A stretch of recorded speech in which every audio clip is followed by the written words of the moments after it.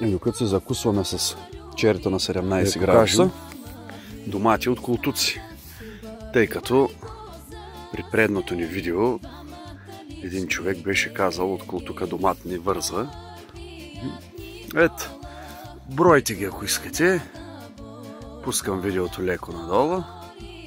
И това са розови домати. А като казахме розови домати, да ви покажа един стар български сорт розови домати, които повечето от вас ги знаят и не са хибриди. Ей, къде са? Това е розовия домат.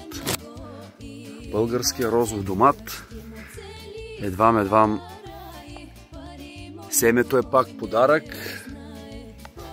от един възрастен човек. Още не са озрели доматите, но до година ще предлагаме и от тях разсъди. Ето ги. Като озреят, ще ги снимаме, за да ги видите.